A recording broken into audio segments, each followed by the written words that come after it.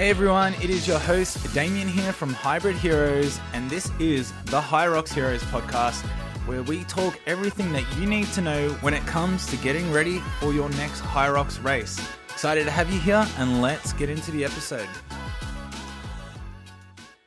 Today, we are going to be talking about performance lifestyle guidelines. Now, this matters for anyone who is training for HYROX, whether you're getting ready for your first event or whether you're looking to get a PB or chase sub 60, world championships, elite 15, it does not matter.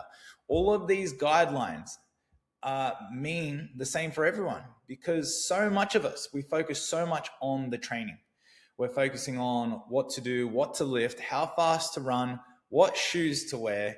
So much of the focus goes on what to do. Now, training, if we think about it, if you did a 1 hour session for the day, that is 1 hour out of 23 other hours of the day.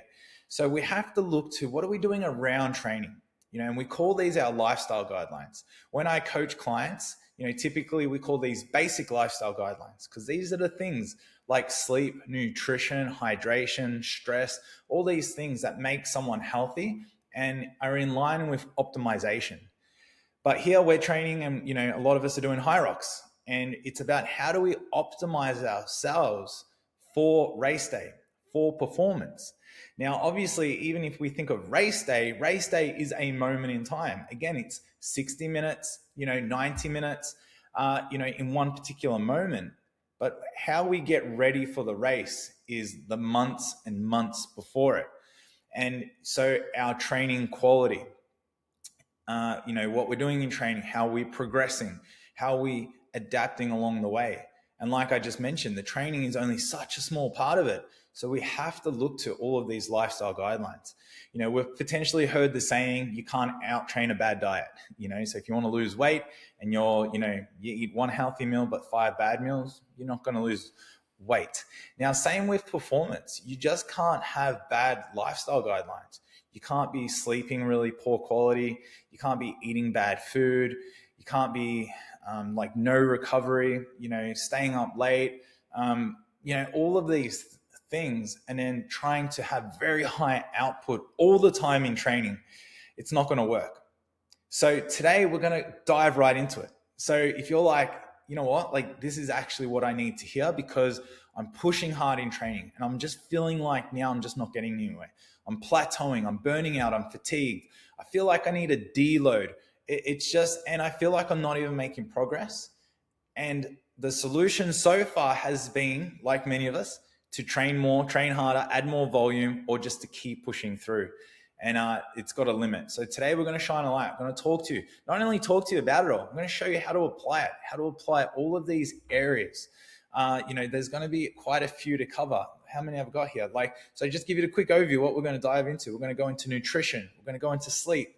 We're going to look at stress. We're going to look at hydration. We're going to look at mobility. We're going to look at your routine, recovery, mindset. And we're going to bring it all together at the end. Guys, this is going to be a huge episode. And, it's what we do here at Hybrid Heroes. So we coach people for HYROX. So we provide training programs. But a big part of our training programs is the support, is the coaching element. So you get me inside of that to help people, because this is what we need to learn to do. We need to learn how to apply the training, as well as I work one-on-one with people as well. So it's something that I've now just opened up some more spots. So again, if you want something customized to you, you now have that available. All those links are in the description, but let's dive into the episode. It's going to be a big one. I'll do my best to keep it on track, but let's start with the first, again, lifestyle guideline that we need to look at: nutrition. Now, nutrition could be its own podcast episode. We could talk about this so much. So, and, everyone's different. We have to understand that, when we get on a podcast and we're talking about this, we're talking principles. We're talking concepts that, apply to most people, or are the foundations of then, individualization, because people might have certain conditions, might have, just different ages, different stresses. There are so many things that can change the nutrition, the microbiome, the gut health, all of this kind of stuff. And I understand that. But for a lot of us, right, we just missed the fundamentals. So we're going to be going into some fundamentals. And, what is the biggest thing that we see in the HYROX space when it comes to nutrition is we see people underfueled. They are just not eating enough. Now, I've always said this, I don't care. I don't care what you're going to tell me. It's like, yes, we want to perform. Yes, you want to get a certain time, but you want to look good as well. Okay, let's just just throw it out there right away. We want to look good. It's like, do you want to put on more weight or do you want to lose weight before your race? Like you want to take your top off. You want to have the abs. You want to look good. And some people are bigger and you're on your journey too. But it's like you want to lose weight. You want this sport to make you better as you go. Like my background, just real quick, I used to be really overweight, like proper overweight when I was younger. And that's how I got into fitness and training so much. When I was back when I was like 14, 15 years old, all the way till I was like early 20s. And so I know what that's like. So we got to look to nutrition as what problem does this create? People are trying to eat less because they want to look good, feel good. Well, they want to look good. It doesn't necessarily mean you feel good, but then they're trying to perform. So what does performance need? It needs fuel. It needs energy. So this creates a conflict of interest, right? So we're going to talk about, that's why when you get nutrition right, and that's what we have to do, is we have to get it right. We have to be consuming the maximum amount of food that we can eat of calories, but that we are slightly, like I'm talking 100 or 200 calories in deficit, so that we can stay lean, because leaning out and losing a bit of weight helps our performance as well. But then we need to be maximally fueled. And depending how far out from your race, this nutrition strategy can change a little bit too. If you're 6 months out, well, then you can be more fueled or overfueled. And then as you get closer to race, then we want to lean out as we go. Just think of like an Olympian. When they come to the Olympics, they want to be in the best shape possible. They want to be lean, they want to be muscular, they want to be fueled. So the best way to get it is we have to start to know more about nutrition. So let's understand, again, why this matters. So like I mentioned, underfueled athletes. Now, what does this mean? It means that you're not going to be able to sustain pace. You're not going to be able to have power output. You're just not going to have energy to train. As we know, HYROX training, long runs, long sessions, it's called like glycogen. So carbohydrates is glycogen in the blood, and it depletes. So our muscles can only store maximum about 90 minutes worth of energy. So around that 30, 40 minute mark, especially if you haven't ate much food, you're going to notice that there's going to be a drop off of energy. Have you experienced that? I bet you have.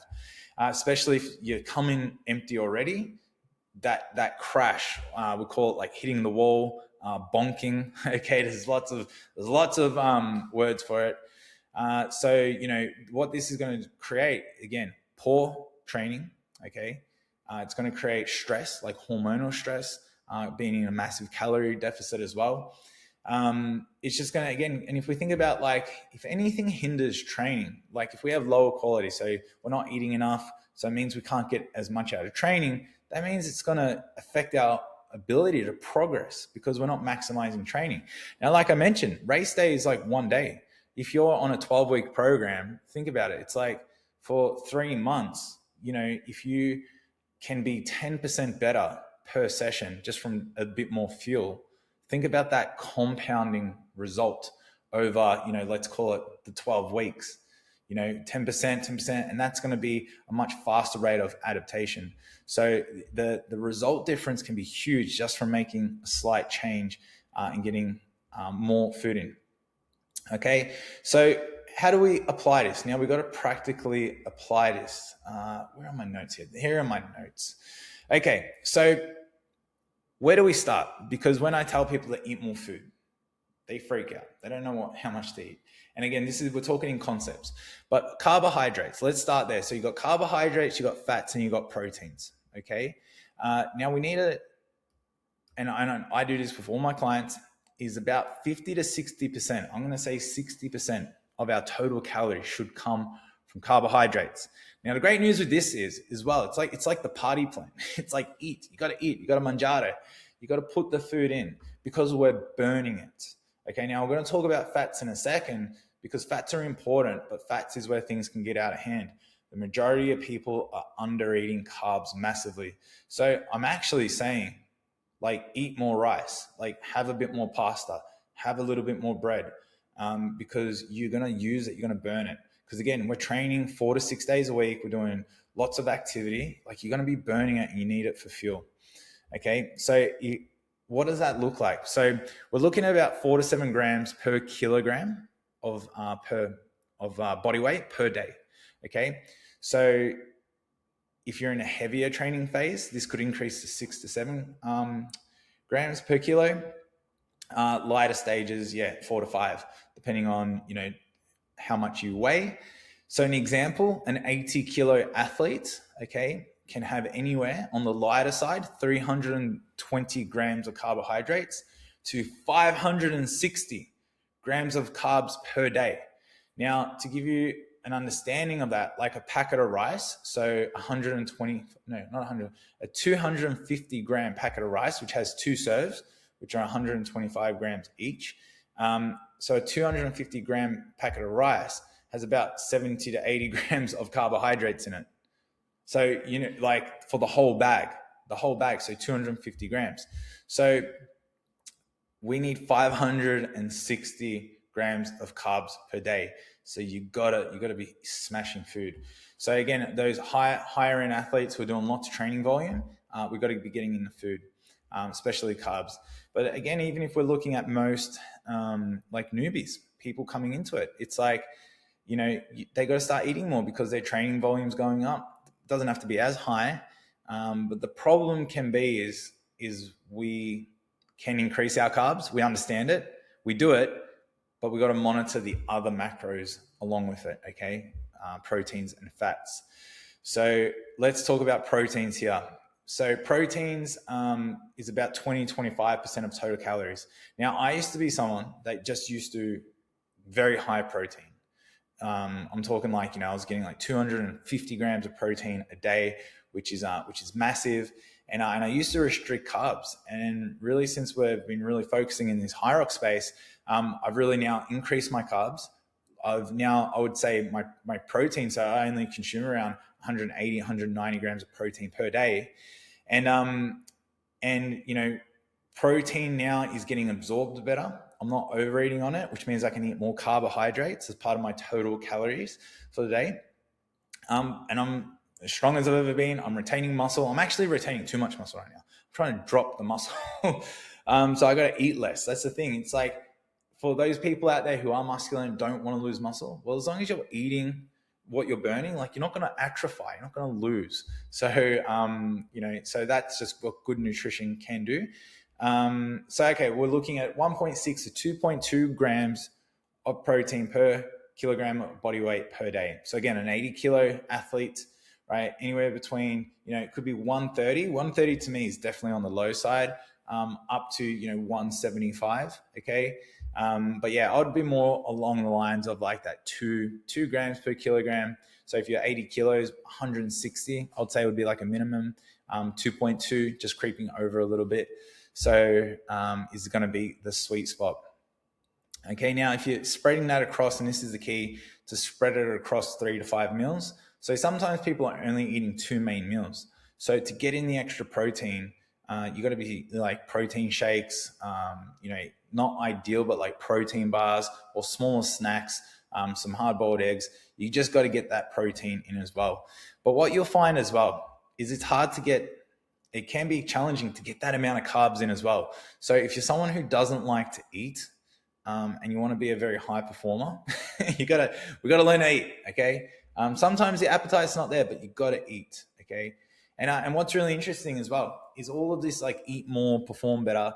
This is also to help you lose weight, like body fat. Because not like weight. We don't want to lose weight. We want to lose body fat, right? For most of us. So when we're not eating enough, so when the calorie deficit is too large, so when it's well of the excess of like 500 calorie deficit, the body then will hold on to fat. It won't burn fat. It sort of signals that I'm not getting enough food, and we got to hold on to this because fats is like a primary energy source for survival, and it's not going to hold it. It's like stress, cortisol will rise because of it, and then it can create other hormonal imbalances. So that's the real simple sort of way to think what goes on. So that's why when people, and you might have experienced this, you might be training heaps, which is a stress, not eating enough, massive calorie deficit. Now you've got a double stress in the body, and then you're not burning body fat. So then what do? A lot of us try eat even less, and the problem is compounded. I know when I'm tracking my food, and this comes down to tracking, when I hit these numbers correctly, I'm eating heaps, like tons, and I'm training better, and I'm leaning out. A few people that I worked with, I got to work with Gab for a little while. She's like muscly and shredded, and she's now like 15. She was on like 4,000 calories. She'd probably be on more now with her training. 4,000 calories. And if you don't know who I'm talking about, you'll see her on our social somewhere. Gabrielle Nakora Baker, go follow her. She's doing amazing things. But yeah, her and her husband, Jordan, amazing people. And I really got to learn from them because I got to hang around them so much. And I got to see how much they were eating and how shredded they were getting. They were getting really shredded, but they were just very accurate with everything. So that's why we're shining a light on this today. So we've got to get that sorted. So that's why we've got to look to fats. Now, why fats aren't as bad as they sound, because we need good fats. We need omega-3s, omega-6s. These things serve lots of great functions in our body. They reduce inflammation. They can help our skin, help our organs, various functions, our brain health, all the rest. But there's the saturated and there's the trans fats. So there's the good and the bad. Think of an avocado and then think of like oily, processed, like fried food. Okay. So with fats, now why they're the kicker, why they can just go boom and add so many unnecessary calories so quickly, it's because carbs and proteins are 4 calories per gram, where fats are 9 calories per gram. So it's more than double the amount of calories. Now, the biggest culprit, and this is what I have to tighten up massively. I do this and my fats, I can monitor it. So we want to be having around 0.8 to 1 gram per gram of fat per kilogram of body weight per day. Okay, so if you're an 80 kilo athlete, you want to have about 80 grams of fat per day. Now, if you think of like a tablespoon of olive oil, okay, a tablespoon, like that can have like 15 grams of fat, right away.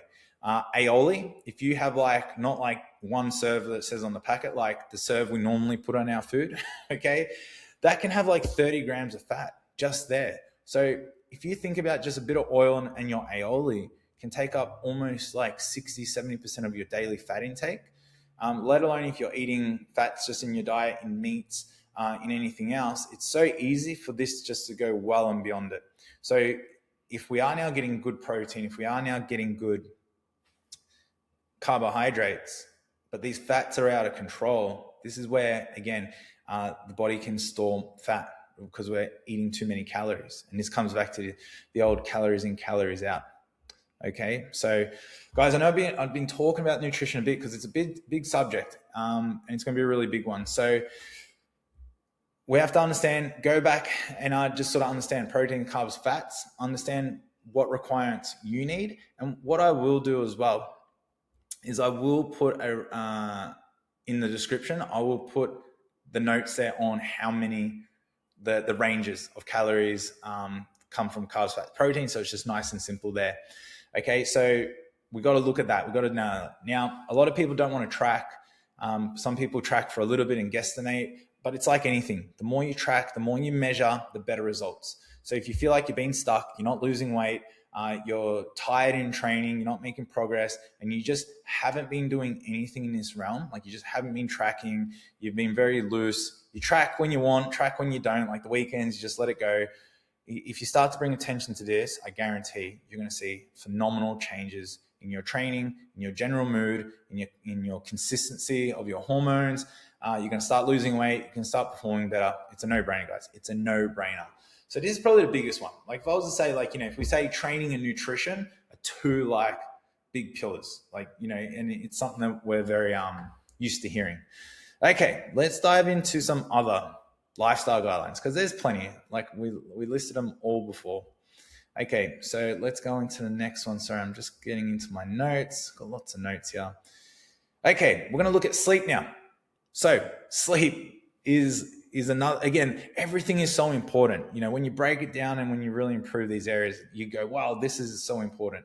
So everything matters. So what's going on in sleep? All right, in sleep, we're releasing growth hormone, right? So our natural growth hormone increases, which is going to help with tissue repair. Our CNS system, so our central nervous system, resets, like glycogen. So the fuel, the blood sugar levels in our blood restores, hormones regulate. Okay, so sleep is a place where we really absorb and adapt to all the stress that we put it through. So if we're getting less than 6 or 7 hours of sleep, right, this can raise cortisol. It will reduce insulin sensitivity, so basically our ability to regulate our blood sugar. It increases risk of injury. Decreases reaction speed, decreases output performance. You'll fatigue quicker. There are so many things that can happen from not getting enough sleep. Now, in saying that too, if you had one bad night of sleep, you can get away with it. It's no issue. But we're talking like consistently. So these really become issues when like you're just not getting enough over a long period of time. So you really have to start to, again, change your habits around it to really start to fix these sleep patterns. So what do we want to aim for? Okay, well, 7 to 9 hours a night is ideal. Now, for most guys, 7 is plenty. Now, women actually need more sleep. So, 8 to 9 hours is going to be really good for women. So girls, you've got the green light to sleep in a little bit more if you need to.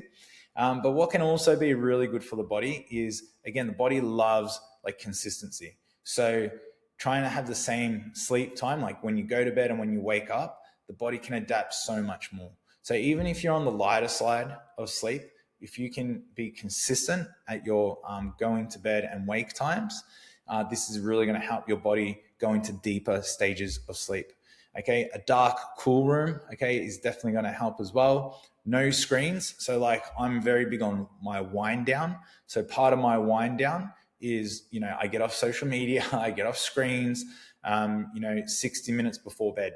This really allows me to, just calm my brain down, stop thinking so much, go have a shower, go get ready for bed, start to prepare myself for the next day, just really start to it's like the dimmer switch on the light. I'm starting to turn it down. Like all the lights, instead of them being nice and bright, I'm actually turning them down as well. I'm getting ready to sleep, so we should all be doing that. Where a lot of us, we're just on our screens, we're just highly stimulated all the way until bedtime. So not only will this have, benefits of doing this to our physical performance, but also to our, we can talk, and this is a whole nother conversation, but our spiritual side, our subconscious thinking, achieving goals, other things like that, right? Because I'm going to talk a little bit about mindset at the end here. But it's like, that last thing you see before bed, all those last things, they're just playing in your brain subconsciously before we know it. So we really want to start to create, empowering sort of, habits that allow you to wake up and really just take on the day the best way, right? We don't want to start the day just like feeling off and we're like, what happened? It's like, well, because the way we went to bed last night, we're sort of waking up with that leftover effect. So we want to change that. Okay, so let's do all that. So got all those guidelines there. All right, let's look at number 3 here. Told you nutrition was a big one. So let's get through these ones. So stress. Are you stressed right now? Who stressed you out? Who are they? What's stressing you out? The reality is we stress ourselves out because typically it's the meaning that we put to everything that creates the stress.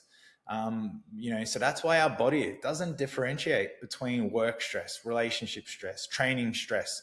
It's all stress. Someone doesn't get your coffee right, stress, so if we are constantly allowing the world around us, things around us to stress us out, if we give things those meanings, then this can lead to chronic stress, right? So what is this going to do? It's going to raise our resting heart rate. It's going to reduce our HRV.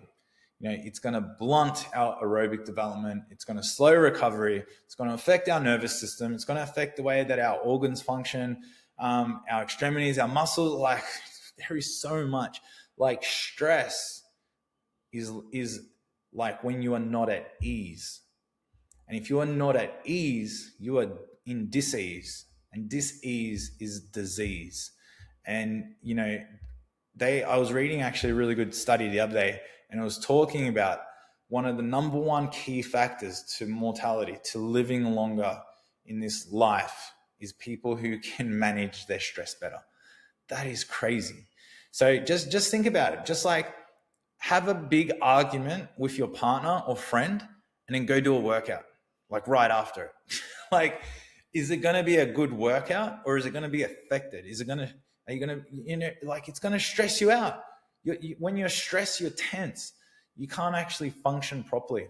So we have to learn to manage stress. And this is like, one thing as a coach, and especially when I work with one-on-one clients, and this is what we can't necessarily do when we have people like subscribe to our program, is we're not always there to talk to them, because there is so much more that goes into training people than just the program.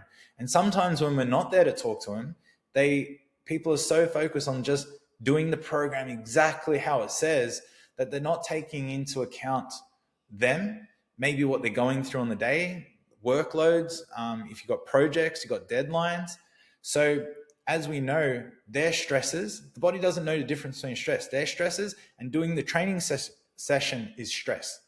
Now, if we got double stress, some days we can handle it. Some days we cannot.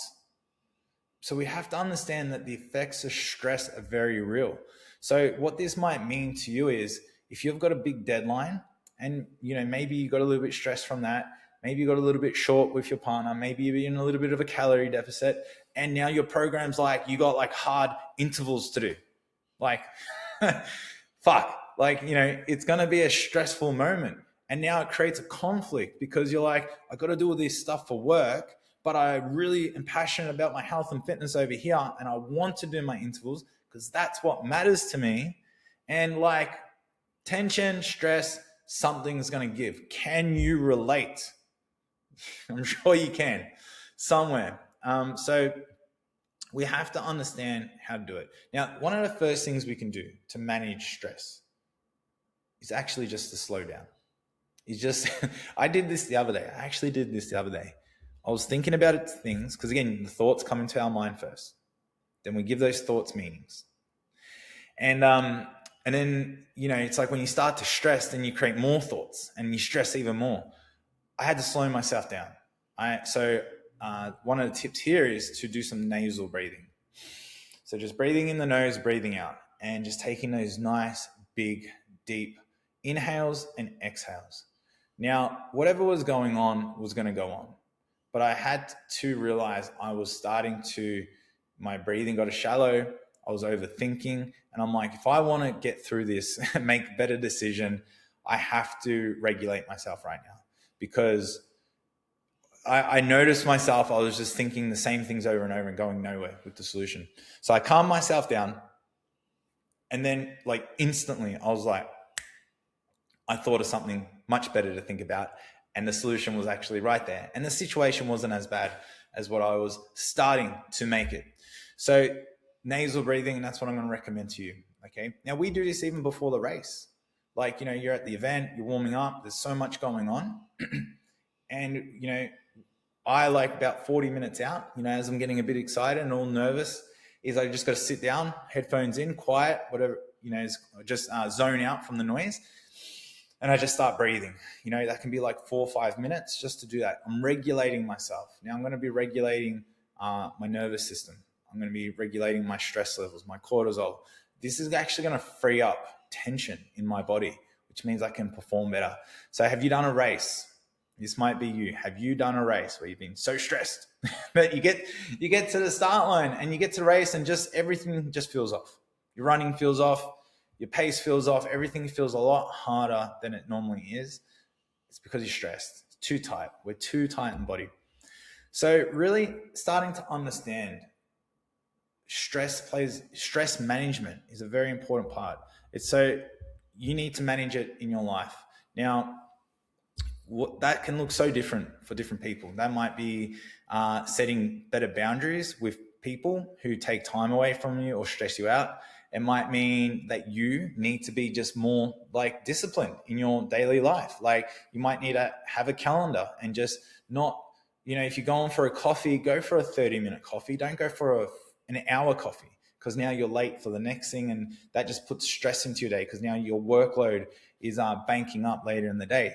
A lot of people stress like, I should run in the morning. I'll do it after work.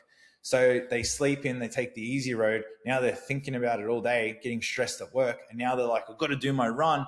Now I'm even more stressed. Like, just do your run in the morning. Like, get organized, wake up earlier. And it probably goes back to your wind down time. You had a shit wind down time. You stayed up too late. As I was in the Gold Coast on the weekend, everybody watches maths, don't you? And you stay up probably too late watching TV. It's like, you know what I mean? It's like everything has a knock-on effect. Everything has a knock-on effect. So then we start to then point the finger at the one thing that just tips it over the edge. But we got to point the finger inwards. We got to go, bum, bum, it was me. I was responsible for this, because this is just the symptom here is coming out. There's the problem, but it actually started all the way back here. So it could be that, or it could just be as simple as just take a few deep breaths and you'll be fine. So stress management, very big. Oh, okay. Number 4, we're getting through it, everyone. Hydration. Okay. Hydration, can be linked to, I guess, nutrition, because it's, it's like a macronutrient coming into the body, or it's a nutrient going into the body, I should say. But what happens when we're not hydrated? Okay. So even if we're 2% dehydrated, it's going to raise our heart rate. It's going to reduce endurance output. It's going to increase perceived effort. Okay. There is so much actually that goes on with hydration. This was said to me a long time ago. Hydration or water is like one of the best supplements that, that you can have, except it comes out of tap. It's for free. So they can't sell it to you, but even they still do sell it to us very well. But it's being dehydrated, it's going to affect nervous system, muscles, muscle tension. It's going to restrict mobility. It's going to inflame joints. It's going to, how we digest food differently, how we regulate temperature, how we sleep, how we go to the toilet, how we process food. It's just, everything is linked to hydration. So if we are underhydrated, massive, massive problem. Okay, now you might be someone that's like, yeah, that's me. I don't drink enough water. So how much water should we be drinking? Okay, 35 to 45 mil per kilogram of body weight daily. Okay, what does that mean? 80 kilo athlete, okay, we need around 2.8 to 3.6 liters a day. What's an even more simple way to look at it? 1 liter of water per 25 kilos of body weight. Okay, for all of the people over in America and on the imperial, I'm sorry, let's convert it into pounds. Sorry, I'm going to let you convert it into pounds and ounces. Okay, like a lot of the shakers here in Australia, it's really weird, have ounces on it, and we all go by liters, milliliters. So I have no idea when it comes to that. But yeah, making sure we're getting in enough water and hydration is super important. Okay. Now, one thing that's even more important, okay, with water is we need electrolytes, okay, salts. So if we overhydrate, so what's going on? In the muscle, there's the cell. So the cell needs water, right? It needs oxygen, and it needs electricity. It needs a charge. It needs electrolytes. It needs salts. Okay. I'm sure there's a much deeper explanation to that, but what can happen is if we drink a ton of just water, but we are essentially diluting the cell. So what happens is we're not actually hydrating. This is even for people that are smashing water, 5 liters a day. I drink so much water, but are we absorbing it? Is the muscle cell getting hydrated on a cellular level? So this is where salts come into it. Now, you can get salts and just put it in your food. Salt is the best one. There is nothing wrong with just sea salt and other salts as well. Now, other products, so like if you've seen any of my posts, I'm always posting with Switch Nutrition, my hydrate. Okay, I would go grab it for you now, but it's all over there. They have a hydrate product. Now, as a HYROX athlete, like what am I doing? I'm sweating all the time. I'm running, I'm sweating in sessions, just sweating all the time. And I'm in Queensland now, I'm sweating even more.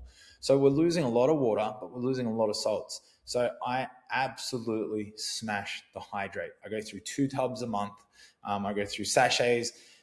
They have one with carbohydrates. So as we know, replenishing carbs along the way with as we're losing them in training, but they also just have like a sugar-free version, which means I can just put it in my water all the time.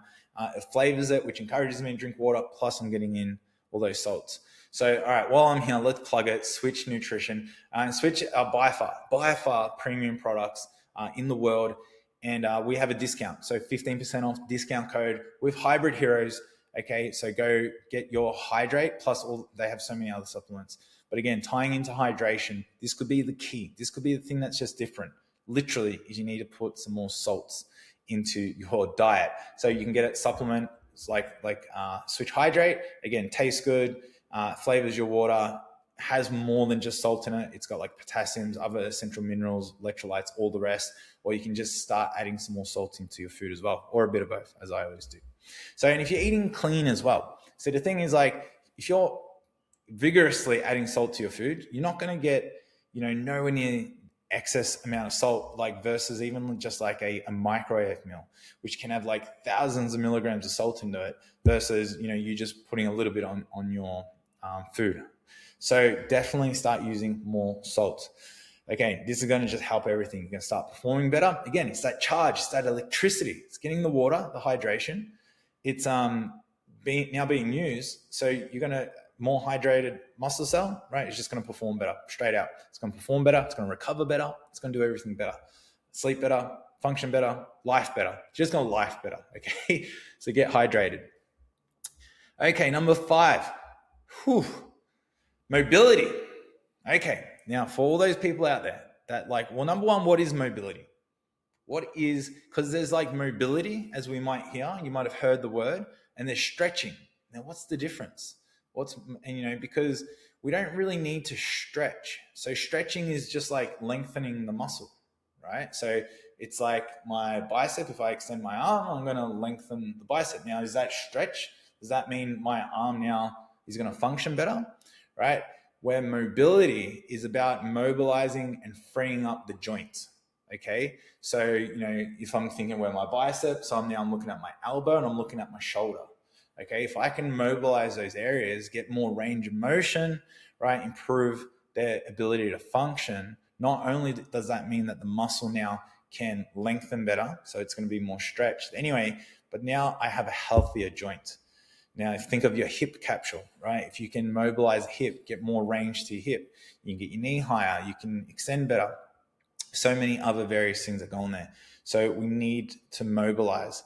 Okay, now mobility can sort of be like, Pilates, it can be yoga.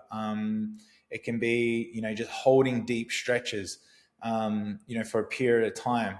It can be also like activating drills. So if you go into like a deep squat, and there's various movements before training, just activating the joint, moving, mobilizing, twisting, turning, just putting those joints into full ranges of motion are really, really critical for mobility. Now, how this truly solves mobility is you have to then be consistent at it, because we're talking about structural longevity. So in order for that joint to adapt to new ranges, we have to consistently be putting it into those ranges. So that's why you just can't do 5 minutes before your training session once a week. Going into those positions as often as you can, before bed, before training, every single day, right, is really going to help. So I would always recommend, to do a little bit before training, mobilize and activate, because stretching just tells the muscle to relax. That's why, again, you want to mobilize before training, even before bed. Now, before bed, I'll probably hold some, I'll do mobilization, but I'll also do some stretches. Not that you can't stretch. That's best before bed, because now we're telling that muscle to switch off, and it can do that before we sleep, which is actually going to help your sleep as well. But more importantly, that stretching now will help your mobilization when you go back to it. So if we don't mobilize or don't keep doing that, then we will create tightness. We'll tighten up, we'll restrict. It's going to hinder performance. And this can be like one of the number one factors that can lead to injury, because when a muscle is restricted and a joint's restricted, that load has to go somewhere. Like if a joint can't do its job and absorb and take the training volume, that pressure has to go somewhere. It doesn't dissolve. It dissipates into another area. So if you're someone who's always getting like shin splints or lower back pain or, something going on, it might not be where the pain is the problem. It could be a tightness in a joint somewhere or a weakness, whole nother combo. But mobilizing. Now, what you can actually do really easily is you can go to YouTube and just type in like mobility routine. Follow someone who can just take you through like a 10-minute sequence. It's that simple, right? It's that simple. Again, what's easy to do is easy not to do. So I get it, right? I get it, but it's like we got to add these again into our lifestyle guidelines. Okay, we got 3 more, guys. 3 more. Mobility. Okay, next one. Routine. Okay, so everything that we're sort of talking about is going to come into creating our routine. But what is routine doing? It's creating consistency. And what are we consistently doing? That is the main thing. So we're consistent then with our habits, with our intensities, right? Which means that this guideline of routine means that we have to think about what are we doing on a daily basis versus someone who's like not thinking, not planning, not preparing, not making time. Like we just spoke about mobility. If you don't factor in mobility into your routine, then you're probably not going to do it. You're just going to try remember to get it done.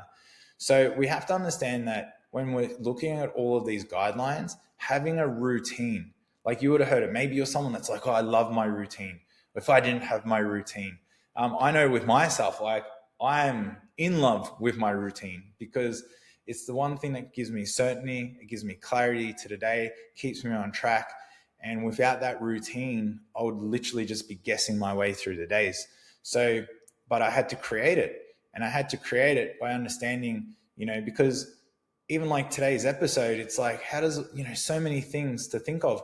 Well, they don't have to be big things. They can be small things, but they're just going to be factored into a day. And when you get it right, then all of a sudden you're like, oh my God, like I can get it all in. It's not actually taking me massive amounts of effort, but the return now, because again, training is a very small part of the day. Now I'm doing all these other little things, and then over a day and then over a week, it's like, holy shit. Like, no wonder why I wasn't improving. No wonder why I was stuck. No wonder why I'm not making progress. So this one here is actually one of the biggest factors that when it comes to like when I work with one-on-one clients is why we can take people from who follow programs or even who like have really great programs or are training well. But when they start working with us one-on-one, because we take, we assess the person, we understand their lifestyle, their guide, what they're currently doing, what they're not doing, right? We take all those factors into it. We take like what we covered today, and then we start to piece it all together for them. And then we provide them with, all right, here's what to do with training, here's what to do around it. And we really individualize their approach. What's needed for them? Some people need a huge focus on everything. Some people just need to add in a few things here and there. But when we do this is why we can just create such more amazing results when we start to get more individualized. So, but if you can do this yourself and understand it yourself, that's you individualizing, right? And then maybe you just need the training program, or maybe you just need the encouragement, whatever it is. But if you don't know anything, that's why, again, if you've ever thought about like one-on-one coaching, this is again a huge benefit because it's not just a training program, it's taking everything into account. Now that's just a short spiel. Now, we do it here, okay? You can reach out to us. Links are going to be in the description, okay? But if not, like if you have a coach at your local gym, or if you know someone and you've been thinking about it, I encourage you, right? Reach out to them, have a chat with them, get to know them a bit more, get to know their process, because you are the only one that's going to benefit from it massively, okay? So I really encourage that you do that. Okay, number 7, recovery. Boy, This is a good one. Now, recovery is like definitely, it has its flows with, I believe, depends where you are in the world of trendiness. What are some trends? Like ice baths, going down to the beach, cold plunges, compression boots, theraguns, massage, myo, chiro, physio, osteo, there is just so much going on in this space of recovery, and it all matters. Now, the thing is, not one of them is going to sort of be the magic cure, right? We have to understand that it's not the magic cure, but it is definitely one of those 1%ers, right? So what do we know about recovery? Recovery can be in the form of like sleep, nutrition helps recovery, even like low intensity aerobic work, is what we call like LISS training, can be, form of recovery. Deload weeks are other forms of recovery, right? Then we have like what we sort of mentioned before. Then you have like your treatment. So you got like your ice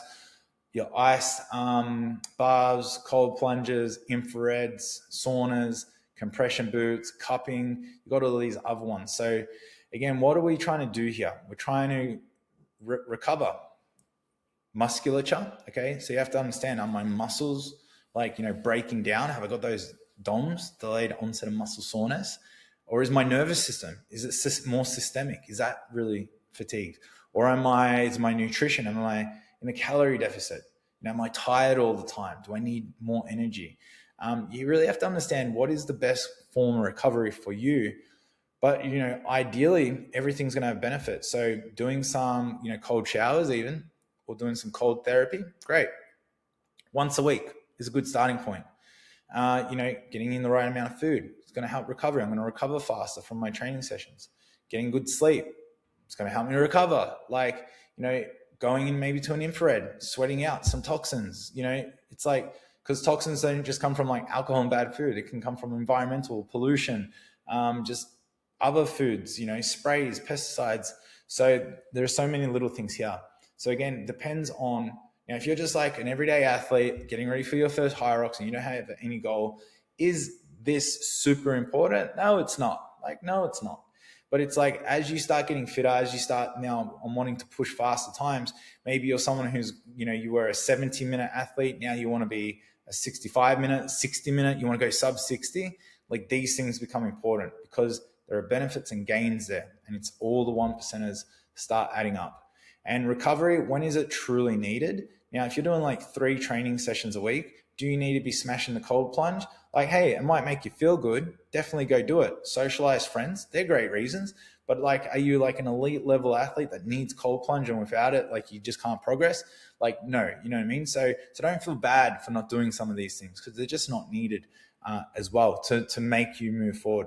But yeah, if you're, training, some of the clients that I train, they're on 8 sessions a week, some are on 10 sessions a week, which is huge volume. They're like full-time athletes, but also they got time for all this. So, and they need to do it to keep up that training volume at high quality as well. Okay. Cool. All right, guys, we're doing well, actually. 48-minute mark. Let's get into the last one, mindset. Now I love talking mindset. I believe mindset really is a driving force of everything because, you can know everything about everything in the world, which we do anyway with AI. But if you have a bad mindset, like it can change everything. It's like, the world isn't the way it is, it's the way we perceive it to be. So if we believe that HYROX is super hard, super challenging, it's a big event, it's going to, then everything's going to feel hard about it. Now, if you think, it's easy, well, there probably are people, we probably have a friend, annoyingly have this friend, that they're just so happy and just like, yeah, it's fine, it's easy, and they just crush it. And you're like, how do you make it look so easy? Well, it's not. It's still the same, but it can be the mindset. But mindset in this sport can play a role in so many areas. It can play a role in our psychology of worthiness, not being good enough, comparison, right? Which then make us feel bad about ourselves. It makes us, give up sooner.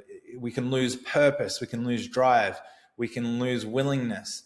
There's just so much to, really dive into. And I'm not here to break it down, but we have to understand, again, basic lifestyle guidelines. It's if you want to be an athlete, if you want to be healthy, if you want to do this sport for a long time, you have to work on your mindset. Like just like working on our zone 2 runs, we have to work on mindset. We have to, what does that look like? We have to read books. If you're listening to this podcast, like there's going to be a level of learning attached to it. Mindset, like you're already in the top 1% just by, listening this far into a podcast. Anyway, having that growth mindset, that open-mindedness, right? Willing to learn, willing to take on criticism. It's going to play a huge role. And it's not that we don't compare or we don't judge or we don't ever have negative thoughts. They're all normal. But it's like, what are we saying to ourselves, most of the time? Are we supporting ourselves? Are we encouraging ourselves? Yes, it can be hard, challenging, but do we just keep do we just keep going in positive ways?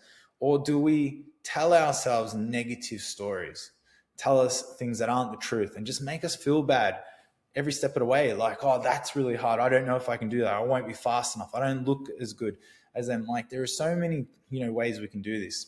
So again, if we truly, because ultimately, why do we HYROX? Why do we HYROX? We do HYROX because, we want to feel good about ourselves. We want to look good, feel good. We want to socialize. We want to connect with humans and we want to have experiences. There's so many things that are kind of like much bigger than HYROX. HYROX allows us to express all those things. That's why I love HYROX, because it sort of ticks so many boxes. But if we have the wrong mindset, if we tell ourselves the wrong stories, and if we get caught up on the running, pacing and the time much more than the bigger goal, this is where we have a bad experience. This is where it's like HYROX doesn't become fun anymore.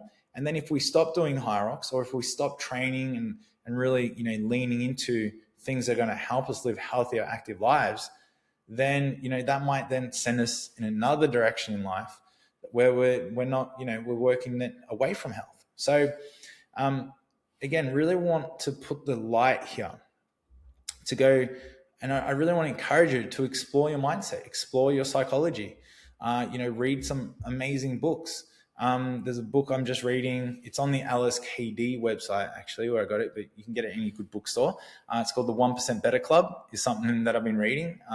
Talks about an Australian pro surfer, just his experience with mindset, being a high-level competitive surfer all the way to his later ages and how that played massive effects on his psychology and his mindset along the way. Really great book.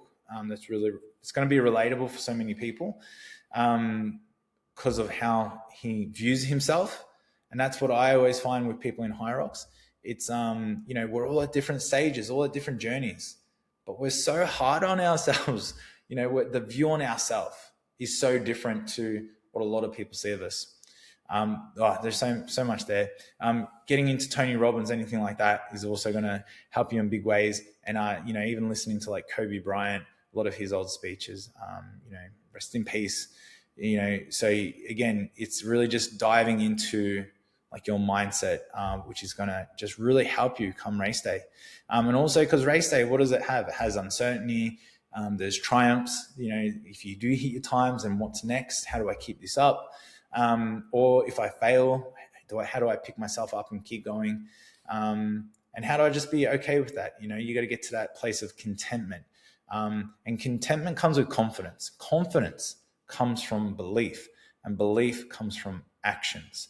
So if you're doing the work, if you're making, effort towards your goals, then that's where your psychology and your mindset will be more stable, because you know what you're doing, you're applying yourself, and then the result, you become more okay with it, regardless if it's good or bad. But when you're not doing enough, when you're behind, when you've been making excuses, not doing the work, and then you get a shit result, that person, right, typically is a little bit more emotionally unstable. They start pointing the finger. They love pointing, except at themselves, okay? So huge one. Like I read every day. I listen to stuff every day. I meditate every day. I got to keep my mind sharp every single day. Okay, guys, huge episode. Thank you so much for listening. And what we're going to say now, just to wrap it off, is like, how do we bring all this together? So we have to understand that, training equals stimulus, but lifestyle equals adaptation. And we need to adapt. Again, your race day result is going to come from adapting to everything that you are doing, because you can be doing sort of the right things in the right time, different orders, too much of something, not enough of the other. And then we slow down, we lose adaptation, we don't get results, we don't make progress. It can lead to burnout, can lead to the plateauing, injury, inconsistency. There is so much going on there. So again, if we want to create better results, but also that are more sustainable, still allowing you to perform at high levels, but so you can go and compete at the next one and the next one and the next one, so you can continue to grow year after year in the sport, because that's what's needed, especially if you've got big goals. You ain't going to get there in 12 weeks, right? It's going to take a couple of years to really be where you can be, 2, 3, 4, 5 years to really just master this craft. So if you do need help with this, how can we help you? Hybrid Heroes, we have training programs, like really, really affordable pricing, high level quality coaching programs, tailored first timers, tailored for people who can train 5 or 6 days a week, and people who've got 8 training sessions that they can get into a week and really want to excel. We have all that laid out with you. It's been done and tested by hundreds of athletes. It works. I guarantee we've got a 100% money back guarantee. It will get you results on our program. Then we also have one-on-one tailored programming. Okay, to get involved with that, you're going to have to jump on a coaching call with me. We're going to have a chat. We're going to get to know each other. We're going to make sure that's the right thing for you as well. Links are all there down below, guys. So other than that, keep training with intent, right? Add these lifestyle guidelines into your life, and I know it's going to have massive return. So guys, see you at HYROX very soon.